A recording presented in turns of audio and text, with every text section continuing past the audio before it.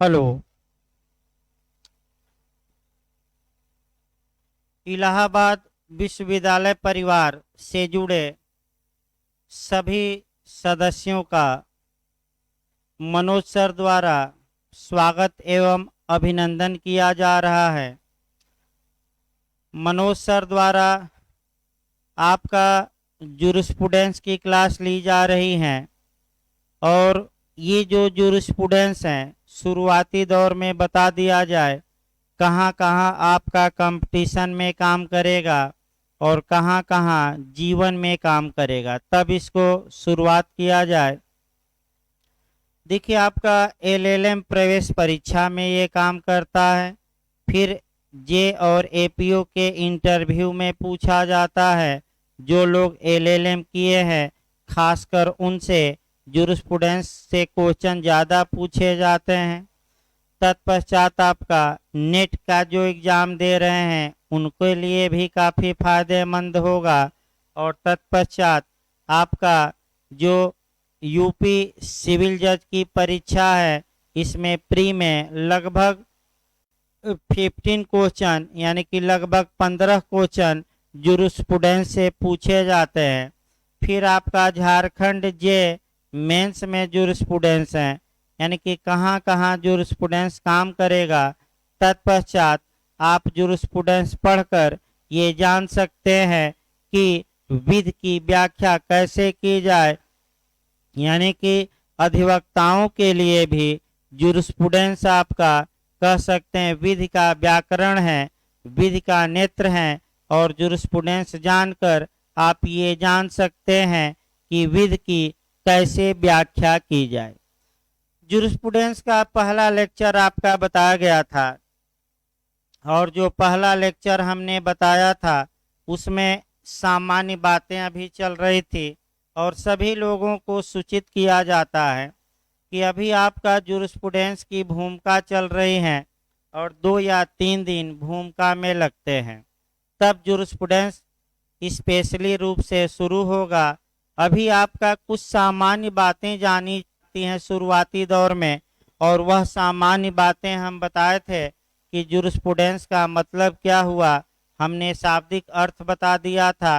तत्पश्चात हमने एक कहानी बताई थी और वह कहानी अंधे वाली बताई थी। हमने बताया था कि 5 अंधे थे और पांचों अंधों से 5 अंधे थे और इनसे पूछा गया कि हाथी को स्पर्श करिए और उनका स्वरूप बताइए। तो पहले अंधे ने पैर को स्पर्श किया था तो ये कहा था कि हाथी का स्वरूप तो खंभा जैसा होता है। दूसरे अंधे ने सूंड का स्पर्श किया था तो ये बताया हाथी का स्वरूप तो सांप जैसा होता है। तीसरे अंधे ने आपका हाथी की पूंछ को स्पर्श किया था और ये बताया था कि हाथी का स्वरूप तो झाड़ू जैसे होता है। चौथे अंधे ने हाथी का कान या ईयर स्पर्श किया था और ये बताया था कि हाथी का स्वरूप तो सूप जैसे होता है। और पांचवें अंधे ने हाथी के स्टमक यानी कि पेट को स्पर्श किया और ये कहा कि हाथी का स्वरूप तो हौदा जैसा होता है। इसी पर आपका जूरिस्प्रूडेंस का बेस बनाना है, जूरिस्प्रूडेंस का आधार बनाना है। देखिए, इस कहानी से ये अर्थ हमने निकाला था कि जाकी रही भावना जैसी प्रभु मूरत देखी तिन तैसी।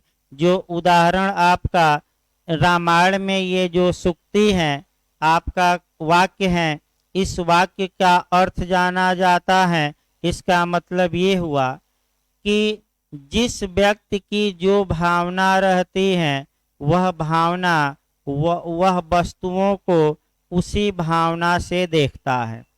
विधि की परिभाषा को लेकर भी विद्वानों में एक राय नहीं है। जो विद्वान विधि के जितने अंग को देखे या जितने अंग को स्पर्श किए उसी को ला मान लिए।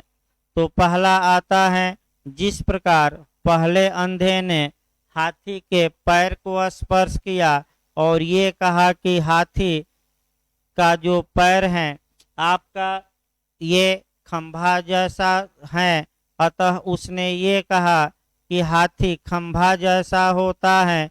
उसी प्रकार विधि को परिभाषित करने वाले विद्वानों का जो पहला वर्ग है, सबसे प्राचीन वर्ग है, उसको आपका वह भगवान को देखता है, गॉड को देखता है, अल्लाह को देखता है और ये कहता है कि विधि क्या है। तो जो अल्लाह या गॉड या भगवान ने कानून बना दिया वही विधि है। और इस स्कूल को, इस विचारधारा को, इस स्कूल को हम कहते हैं प्राकृतिक विचारधारा, प्राकृतिक विचारधारा या आपका नेचुरल स्कूल या नैसर्गिक स्कूल। ये मैं कल आपका बताया था। अब आगे बढ़ा जाए। जो ये प्राकृतिक विचारधारा थी, इसका यह आपका तत्पश्चात अगले अंधे पर आया जाए। दूसरे अंधे को ये कहा गया कि आप हाथी को स्पर्श करिए और उसका स्वरूप बताइए।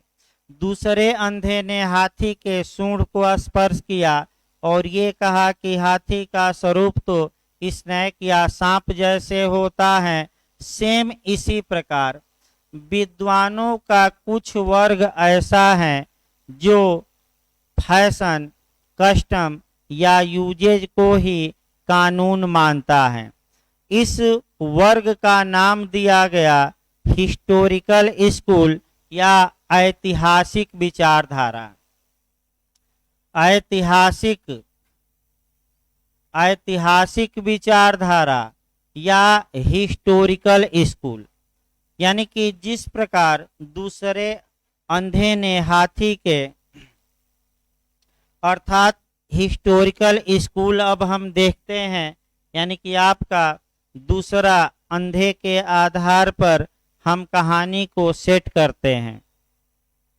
जहाँ तक हिस्टोरिकल स्कूल की बात है, ऐतिहासिक विचारधारा की बात है, ऐतिहासिक विचारधारा वालों का थीम क्या है या मुख्य विशेषता क्या है और इसका जन्म कहाँ हुआ और कौन जन्मदाता था, ये क्वेश्चन ज़्यादा बनता है। तो आइए इसको अच्छे से देखिए। ऐतिहासिक विचारधारा का जन्म आपका जर्मनी में हुआ, ये क्वेश्चन आता है। इसकी जो फादर थे या पिता थे वह सेवनी थे, ये भी क्वेश्चन आ चुका है। सेवनी महोदय कोडिफिकेशन या संहिताकरण के विरोधी थे और इन्होंने ये कहा कि जो समाज में फैशन है, जो समाज में कस्टम है और जो समाज में यूजेज हैं, यानी कि जो समाज में प्रचलन है, जो समाज में प्रथा है, जो समाज में रूढ़ी है, वही विधि है। अर्थात यह विचारधारा यानी कि हिस्टोरिकल स्कूल वाले विद्वान विधि को परिभाषित करते हुए ये बताते हैं कि जो समाज में आपका चलन, यानी कि जो समाज में ये चलन है यानी कि फैशन है, और ये जो प्रथा है और ये जो यूजेज यानी कि रूढ़ है, यानी कि जो समाज में ये तीनों है, यही आपका कानून माना जाएगा। अब ये समस्या यहाँ उत्पन्न होती है कि ऐतिहासिक विचारधारा का थीम क्या है। तो इस विचारधारा का थीम ही यही है कि विधि बनाई नहीं जाती बल्कि विधि पाई जाती है। यानी कि ये क्वेश्चन पिछली बार आपका जे में भी, यूपी जे में आ चुका है कि किस विचारधारा का थीम है कि विधि बनाई नहीं जाती बल्कि पाई जाती है। तो आपका जवाब रहेगा ऐतिहासिक विचारधारा का थीम है। कौन सी विचारधारा प्रथा तथा रूढ़ि को कानून मानती है? ऐतिहासिक विचारधारा। जवाब रहेगा अगला क्वेश्चन, ऐतिहासिक विचारधारा का जन्म कहाँ हुआ? जर्मनी में। अगला क्वेश्चन, ऐतिहासिक विचारधारा का पिता कौन है? जन्मदाता कौन है? सेवनी। अब इसमें आपको 3 शब्दों को देखना है। ये इंटरव्यू में भी आपका यूपीजे में आ चुका है। देखिए, किसी व्यवहारचर्या या किसी कंडक्ट की जो प्रारंभिक स्थिति होती है, प्राइमरी स्टेज होता है, उसे फैशन कहा जाता है। जब ये फैशन कुछ सालों तक चलता रहता है तो ये फैशन कन्वर्ट हो जाता है कस्टम में या प्रथा में, और जब ये प्रथा स्मरणातीत हो जाती है, यानी कि किसी व्यक्ति को ये पता ही नहीं है कि यह फैशन कब से चला आ रहा है, तो यही फैशन आपका यूजेज या रूढ़ि कहलाता है। अब चलन को विधि नहीं माना गया है, लेकिन जो ये प्रथा और रूढ़ि है, यानी कि जो कस्टम और यूजेज है, उसको कानूनन विधि माना गया है। अगला पॉइंट आपका इंटरव्यू के लिए देखना है, जो पूछा गया था कि कस्टम और यूजेज में अंतर क्या है, यानी कि प्रथा और रूढ़ि में अंतर क्या है। ये अंतर अच्छे से याद रखना है। प्रथा और रूढ़ि दोनों प्राचीन होती हैं, दोनों विधि का बल रखती हैं, लेकिन जो मुख्य अंतर है वह समय का अंतर है। प्रथा स्मरणातीत नहीं होती, जबकि रूढ़ि स्मरणातीत होती है। फिर एक बार समझिए, प्रथा स्मरणातीत नहीं होती, जबकि रूढ़ि स्मरणातीत होती है। आइए एक उदाहरण से हम देखें, और वह उदाहरण हिंदूला का हम देखते हैं, 7 स्टेप का, यानी कि सप्तपदी का उदाहरण देखा जाए, यानी कि हिंदूला में जो ये विवाह के समय पवित्र अग्नि के समक्ष जो 7 स्टेप होता है, सप्तपदी होता है, उसका उदाहरण हम चलन, प्रथा और रूढ़ि पर सेट कर रहे हैं। देखिए, सबसे पहला व्यक्ति कोई होगा जो पवित्र अग्नि के समक्ष मंत्रोच्चार होते हुए आपका 7 फेरे लेते हुए मैरिज किया होगा। और आप जैसे लोग उस समय होंगे, यानी कि आप जैसे लोग उस समय होंगे, बाराती गए होंगे और बारात में गए होंगे और वहां देखे होंगे अपनी आंखों से कि इस प्रकार विवाह हो रहा है। तो लोग जो बारात में गए थे वह अपने गांव गए और अपने अपने गांव में इस बात को रायता की तरह फैलाए होंगे, यानी कि जिस प्रकार रायता फैलता है, इस कहानी को, इस प्रथा को रायता की तरह फैलाए होंगे, और देखा देखी इस तरीके से समाज के तमाम लोग विवाह करने लगे।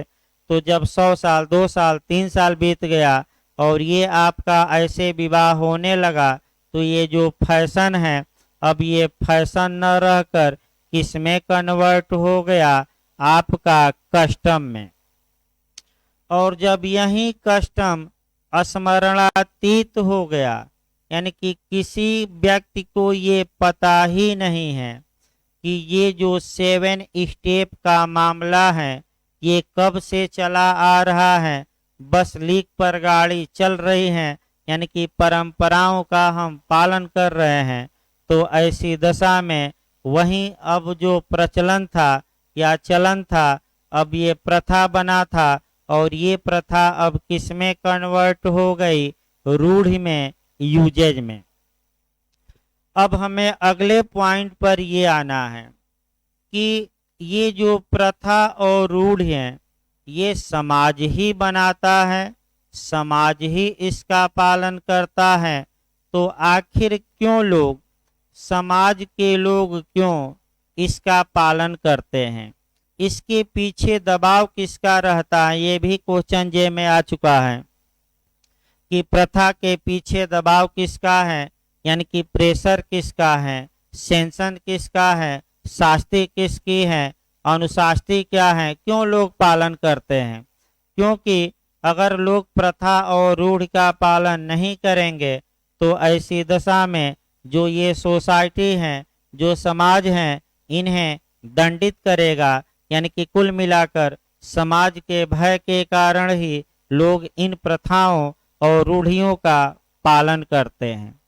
अगला क्वेश्चन ये आया जो पूछा भी गया था, अभी बिहार जे में भी पूछा गया था, कई जगह पूछा गया है कि क्या ये जो प्रथा और रूढ़ी है, क्या इसे हमारा संविधान या हमारा कॉन्स्टिट्यूशन ला मानता है कि नहीं।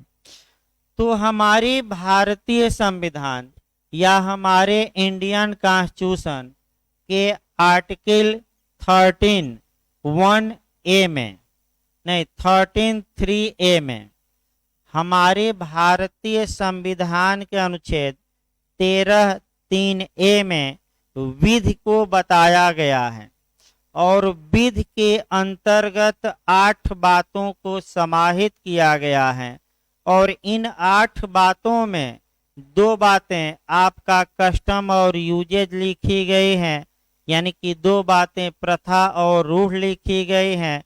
इसका मतलब ये हुआ कि हमारा भारत का संविधान भी प्रथा और रूढ़ को ला मानता है और आपका किस अनुच्छेद में स्पष्ट रूप से इसे ला के रूप में मान्यता दी गई है, तो वह अनुच्छेद है अनुच्छेद 13(3)(a).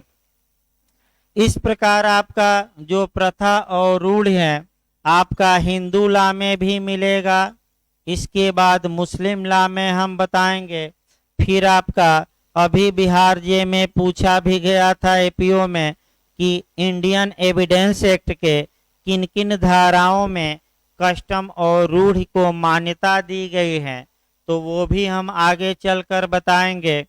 यानी कि जब भी आगे हम कोई स्कूल पढ़ाएंगे तो उस स्कूल की विचारधारा और भारत में और वर्ल्ड में उस स्कूल को कहाँ कहाँ कानून में मान्यता दी गई है वह हम डिटेल में बताएंगे। आइए ये दूसरे विद्वान हो गए, तीसरा देखा जाए।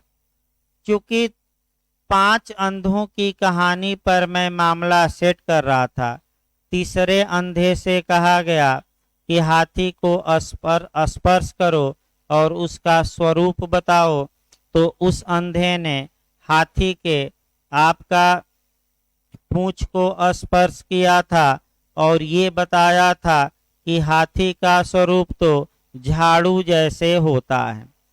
उसी प्रकार विधि के विद्वान जो हैं उनका एक वर्ग ऐसा है जो सावरेन को ही देखते हैं, संप्रभु को ही केवल देखते हैं, और जो तीसरी विचारधारा आई वह एनालिटिकल स्कूल। एनालिटिकल स्कूल का मतलब तीसरी विचारधारा हम चल रहे हैं, एनालिटिकल स्कूल या हिंदी में विश्लेषणात्मक स्कूल, विश्लेषणात्मक स्कूल या एनालिटिकल स्कूल। विश्लेषणात्मक स्कूल का थीम क्या है, थीम जरूर याद रखिए और यहाँ से भी कंपटीशन में एक क्वेश्चन बनता है। देखिए जो ये विधि के विद्वानों का तीसरा वर्ग है वह न तो भगवान को देखता है न समाज को देखता है, बल्कि एक लाइन में ये देखता है कि जो ये ला होता है वह संप्रभु या सावरेन द्वारा बनाया जाता है। और जॉन ऑस्टिन ने आपका ये कहा था कि law is the command of sovereign, यानी कि विधि संप्रभु का समादेश है।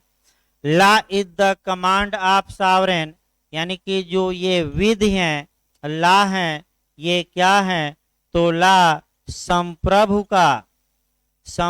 का समादेश है, यानी कि law is the command of sovereign. इनका थीम क्या है देखिए, आपका पहले इनकी उत्पत्ति बता दिया जाए। विश्लेषणात्मक विचारधारा की उत्पत्ति पूछा जाता है किस देश में हुई, तो आपका जवाब रहेगा इंग्लैंड में। ये क्वेश्चन आ चुका है आपका जे में, तो एक बार एक दो क्वेश्चन आ गया था। ऑस्टिन से कम एक या अधिकतम 2 क्वेश्चन बनते हैं, लेकिन आइए कह करके चला जा, अभी सामान्य बातें ही चल रही हैं।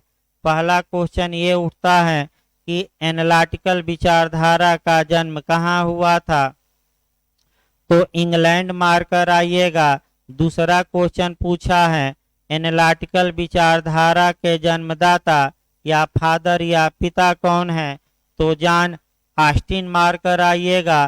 फिर तीसरा क्वेश्चन बनता है कि आंग्ल विधि शास्त्र का पिता कौन है, यानी कि जो इंग्लैंड का जूरिस्प्रूडेंस है उसका फादर कौन है, तब भी जॉन ऑस्टिन ही मारिए। फिर आपका क्वेश्चन बनता है कि किसने ये कहा था कि law is the command of sovereign, विधि संप्रभु का समादेश है, तब भी जॉन ऑस्टिन मारना है। फिर आपका क्वेश्चन बना है कि ऑस्टिन के अनुसार संप्रभुता कितने प्रकार की होती है, 2 प्रकार की, और आपका समादेश भी 2 प्रकार का होता है, एक निगेटिव और दूसरा पॉजिटिव। ये भी क्वेश्चन आ चुका है। फिर क्वेश्चन आता है कि ऑस्टिन ने संप्रभुता का सिद्धांत किससे एडाप्ट किया, तो हाब्स बताया जाएगा आगे। फिर एक बार देखिए, जॉन ऑस्टिन ने सॉवरेनिटी का सिद्धांत किससे अपनाया, किससे प्रभावित होकर दिया, तो हाब्स मारिएगा। और यहीं अगर पूछ दे कि विधि का सिद्धांत किससे प्रभावित होकर दिया, तो ब्लैक स्टोन मारना है। ये 2 क्वेश्चन पूछे जाते हैं। अब थीम देखिए, विधि संप्रभु का समादेश है, इसी थीम को चला जाए। जो एनालिटिकल विचारधारा वाले हैं उनका ये मानना है कि कानून या विधि पाई नहीं जाती बल्कि जानबूझकर विधि पाई नहीं जाती बल्कि जानबूझकर बनाई जाती है। फिर एक बार हम बैक होते हैं। अगर ये क्वेश्चन आए कि विधि बनाई नहीं जाती बल्कि पाई जाती है, तो हिस्टोरिकल स्कूल मारिएगा कंपटीशन में। और अगर ये क्वेश्चन आए कि विधि बनाई जाती है पाई नहीं जाती, तब आप एनालिटिकल मारकर आइएगा। तो कानून कौन बनाता है, सॉवरेन बनाता है। सॉवरेन कौन होगा, ये आपको आगे डिटेल में हम बताएंगे जब एनालिटिकल विचारधारा शुरू करेंगे। लेकिन विधि संप्रभु का समादेश है, अर्थात किसी देश में एक सॉवरेन होगा, वह समादेश देगा और आपका उस वही समादेश ला होगा, यानी कि जो कमांड सॉवरेन देता है, कमांड के अंदर ही लोगों का कर्तव्य या ड्यूटी छुपी रहती है। और यदि लोग इस सॉवरेन द्वारा दिए गए कमांड को नहीं मानते, तो ये जो सॉवरेन है वह लोगों को अनुशास्ति देगा, सेंशन देगा, अर्थात शास्ति देगा। इसका मतलब ये हुआ कि एनालिटिकल विचारधारा ये बताती है कि विधि का पालन समाज में लोग इसलिए करते हैं क्योंकि उन्हें अनुशास्ति यानी कि प्रतिकर, जुर्माना, संपत्ति का समपहरण इत्यादि का भय होता है। यानी कि कहावत भी कही जाती है कि भय बिना प्रीति नहीं होती। तो ये विचारधारा इसी थीम पर आधारित है कि आपका ये विचारधारा इसी थीम पर आधारित है कि लोगों को भय दिखाया जाए और तब लोग कानून का पालन करेंगे, और जो लोग कानून का पालन नहीं करते उन्हें संप्रभु द्वारा दंडित किया जाए। अर्थात इसका मतलब ये हुआ कि जिस प्रकार एक लुटेरा आता है और बंदूक दिखाता है और कहता है कि सारा सामान हमें दे दो, नहीं तो जान से मार दिए जाओगे, उसी प्रकार ऑस्टिन का भी सिद्धांत है। ऑस्टिन आते हैं, बताते हैं कि संप्रभु ने समादेश दिया है, उसका जनता पालन करे, नहीं तो ये संप्रभु जनता को दंडित करेगा। इस अर्थात इसका मतलब ये हुआ कि मनोवैज्ञानिक यानी कि मेंटल प्रेशर, अर्थात इसका मतलब ये हुआ कि मानसिक दबाव डाला जाए भय का, और भय का मानसिक दबाव डालकर कानून का पालन कराया जाए। ऑस्टिन के आलोचक भी तमाम हैं, आपका इसमें कोई शक नहीं है। जैसे मैं भी पढ़ा रहा हूँ तो मेरे भी आलोचक तमाम हैं, समर्थक भी होंगे, आलोचना करने वाले भी होंगे, लेकिन आलोचनाओं से भयभीत नहीं हुआ जाता। यहाँ आलोचनाओं से कुछ सबक लिया जाता है।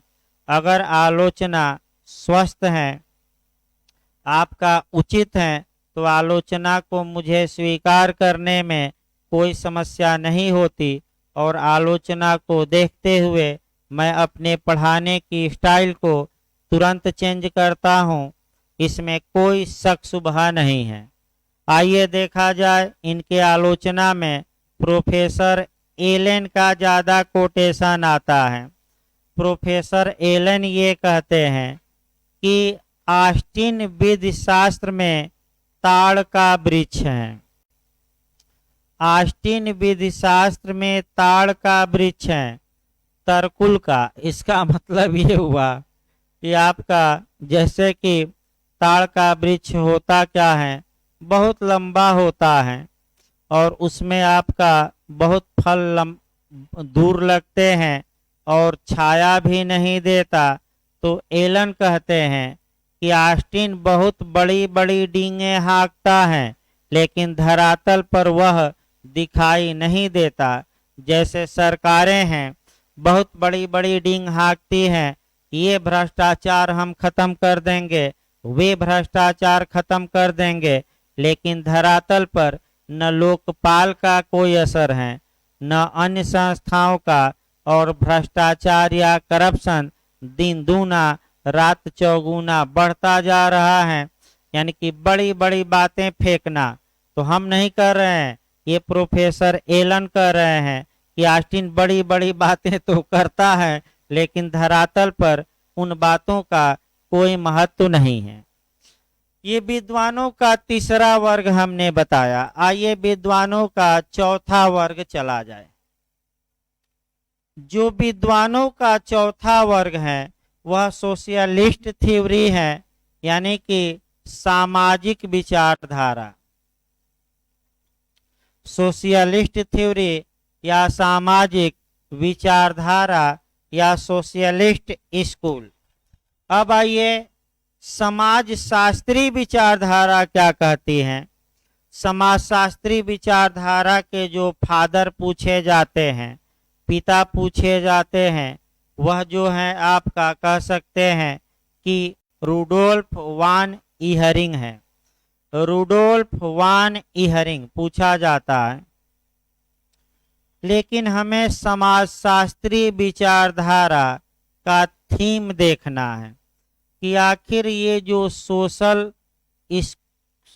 स्कूल है या समाज शास्त्रीय पद्धति हैं, इसका थीम क्या है। तो समाज शास्त्रीय विचारधारा दो तीन बिंदुओं पर खास तौर पे गौर करेगी। पहला ये करेगी कि चाहे ला कोई भी बनाए, उससे मतलब नहीं है, ला ऐसा होना चाहिए जो समाज के अधिक से अधिक लोगों की अधिक से अधिक भलाई कर सके। अर्थात फिर एक बार समझिए, ला कोई भी बनाए, लेकिन उससे मतलब नहीं है, मतलब ये है कि वो समाज, वह जो समाज है, क्या उस समाज में उस ला से अधिक लोगों की भलाई हो रही है।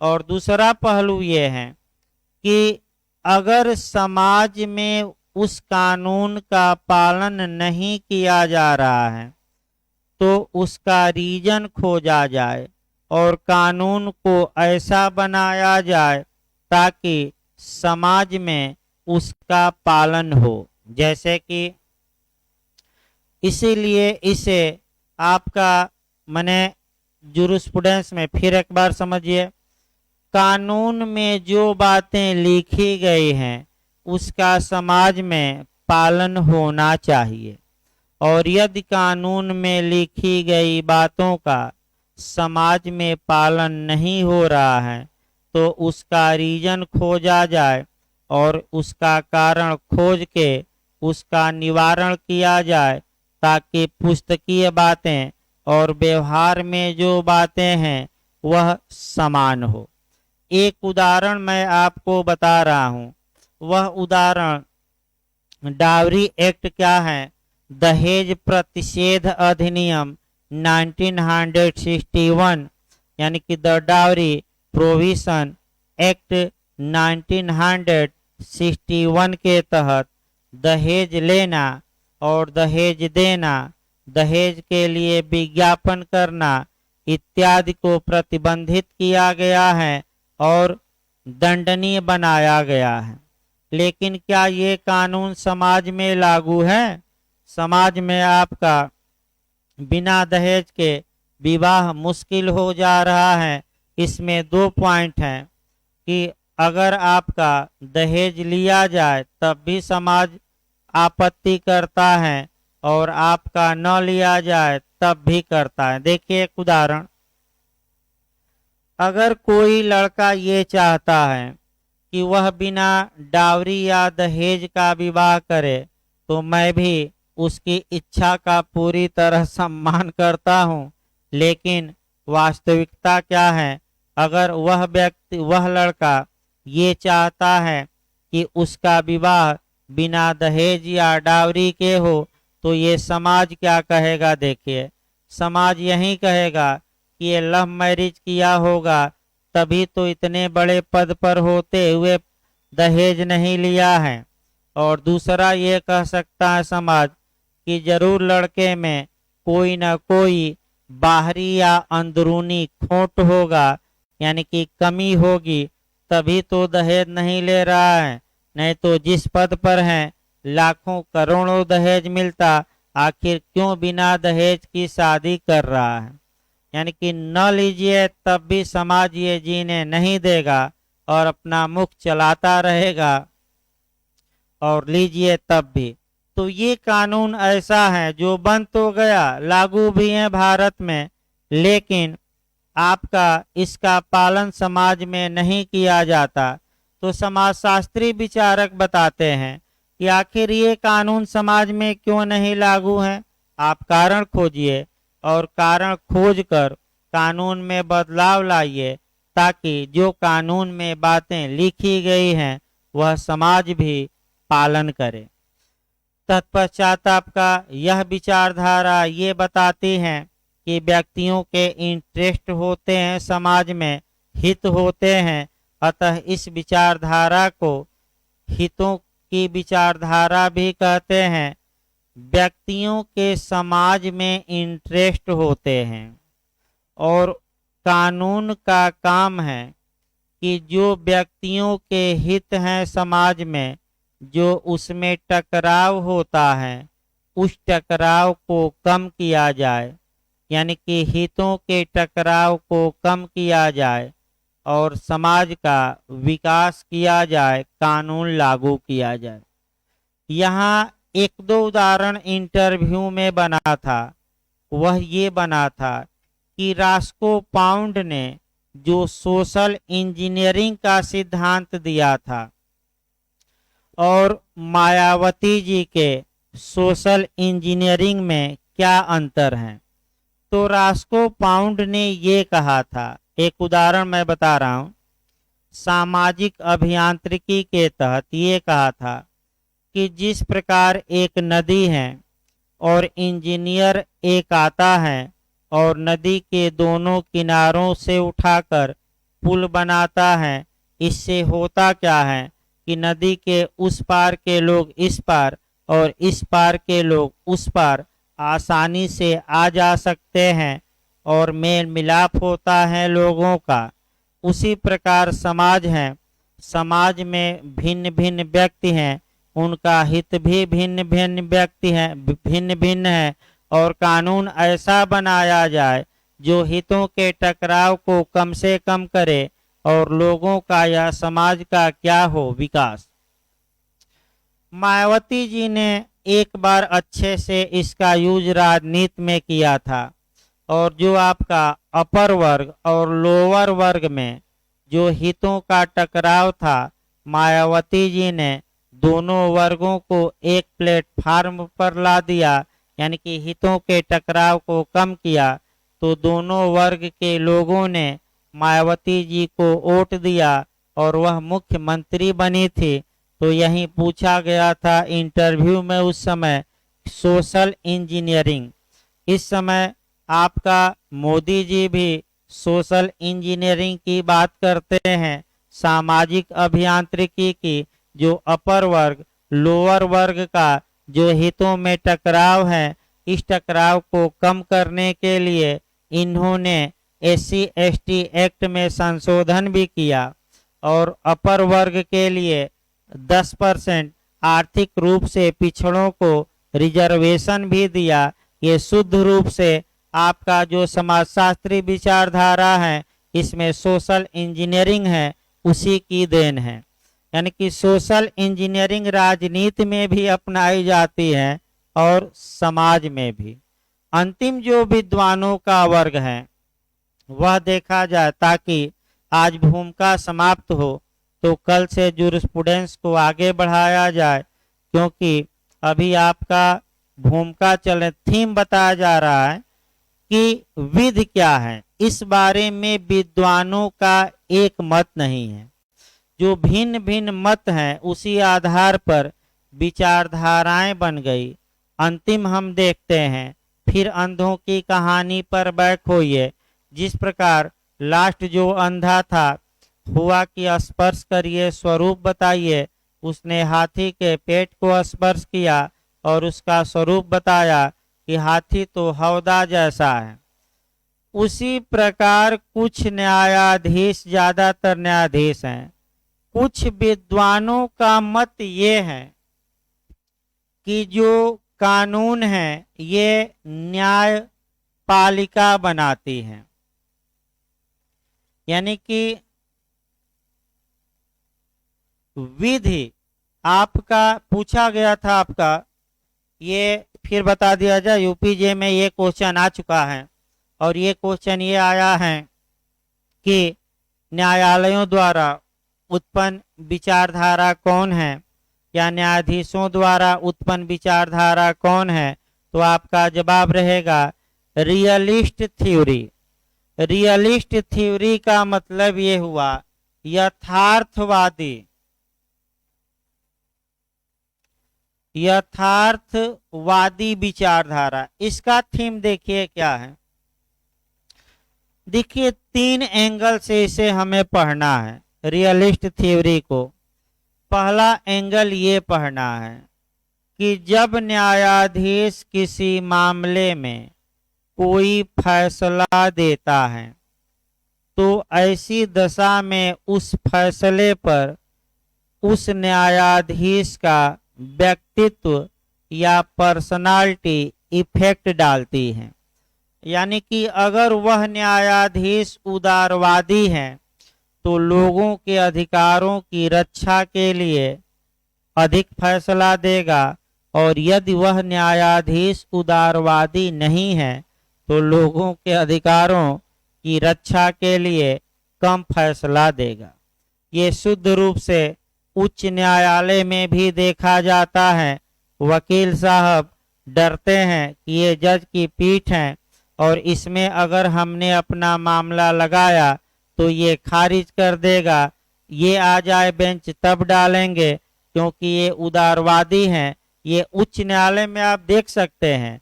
तो पर्सनालिटी का यानी कि उसकी शिक्षा क्या, उसके विचार हैं, उसका व्यक्तित्व क्या है, किस मने आपका स्तर से आगे बढ़ा है, इसका भी प्रभाव पड़ता है। यानी कि जो लोग गरीबी से उठे हैं वे गरीबों का ध्यान रखेंगे, और जो लोग अमीर अमीर थे और बन गए आपका जज, वे लोग कम गरीबों का ध्यान रखेंगे, इसमें कोई शक नहीं है।